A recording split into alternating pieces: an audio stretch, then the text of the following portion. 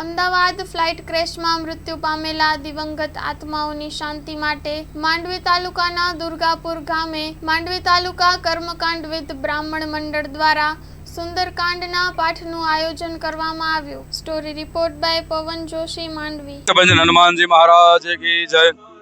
जय परशुराम, जय महादेव, जय श्री राम। आज रोज श्री માંડવી તાલુકા કર્મકાંડ મંડળ દ્વારા આયોજિત સુંદરકાંડના પાઠનું સુંદર આયોજન કરવામાં આવ્યું। એ આયોજનનો હેતુ કે કોની પાછળ આયોજન કરવામાં આવ્યું કે જે અમદાવાદની અંદર પ્લેન ક્રેશ થયું, એ પ્લેનની અંદર અનેક જીવો મૃત્યુ પામ્યા। તો એ જીવના આત્માને કલ્યાણ માટે કરી એ જીવને ભગવાનનું જે એમનું સ્થાન છે, ભગવાનનું ચરણ છે, એ ચરણ પ્રાપ્ત થાય એના માટે કરી અને આ સરસ મજાનું હું ખૂબ ફરીથી હૃદયથી માંડવી તાલુકા કર્મકાંડ મંડળને જિલ્લા કચ્છ કર્મકાંડ મંડળ દ્વારા અભિનંદન પાઠવું છું કે આવા સરસ મજાના સારા એવા સુંદર આયોજન કરતા રહો, જેથી અને આપણે આ જે આવા કાર્યક્રમથી બીજા જે લોકો છે, અન્ય સમાજના લોકો છે, એમને પણ પ્રેરણા મળે। બ્રાહ્મણનું કર્મ છે કે કર્મ પૂજા કરવી અને પૂજા કરાવવી।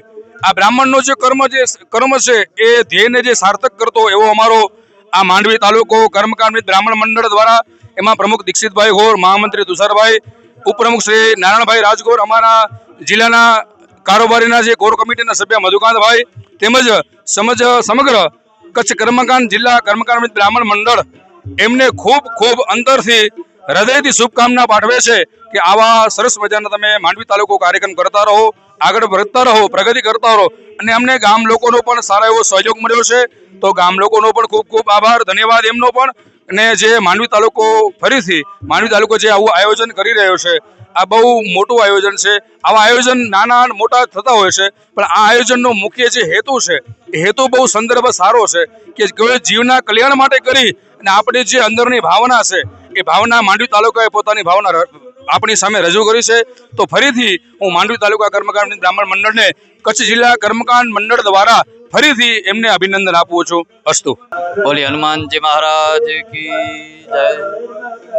આજ રોજ માંડવી તાલુકા કર્મકાંડ વિદ બ્રાહ્મણ મંડળ દ્વારા જે અત્યારે અમદાવાદથી લંડન પ્લેન જે ક્રેશ થયું છે એમાં જે પણ દિવંગતો શહીદ થયા છે એના માટે આજે માંડવી તાલુકા કર્મકાંડ વિદ બ્રાહ્મણ મંડળ પૂરો આખો જેટલા પણ બ્રાહ્મણો માંડવી તાલુકાની અંદર આવે છે અને કર્મકાંડની સાથે જોડાયેલા છે એ બધા જ આજે નવાવાસ દુર્ગાપુર મધ્યે જે સ્વયંભૂ પ્રચલિત હનુમાનજી મહારાજનું સ્થાનક આવેલું છે ત્યાં એ દિવ્ય આત્માને શાંતિ મળે એના અનુસંધી લગીને આપણે જે સુંદરકાંડનું આયોજન કરેલ છે એ દિવ્ય આત્માને પરમાત્મા હનુમાનજી મહારાજ, ભગવાન મહાદેવ, ભોળિયાનાથ, ભગવાન નારાયણ એમને સદગતિ પ્રાપ્ત કરે એ હેતુથી આપણે બધા જ ગ્રામજનો, અગ્રણીઓ અને અમારા મહામંત્રી શ્રી, જિલ્લાના સંગઠન મંત્રી, સહમંત્રી તથા કોર કમિટીના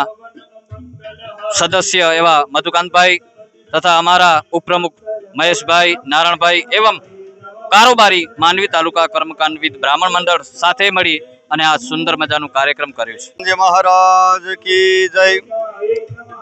આજ રોજ અમારા માંડવી તાલુકા કર્મકાંડ વિદ બ્રાહ્મણ મંડળ દ્વારા અમદાવાદની અંદર હાલમાં જ જે 12 તારીખે પ્લેન ક્રેશ થયો અને પ્લેન ક્રેશની અંદર જે પણ દિવંગત જીવાત્માઓને સદગતિ પ્રાપ્ત થાય એ હેતુથી લઈ સંગીતમય સુંદરકાંડનું આયોજન કરેલું છે।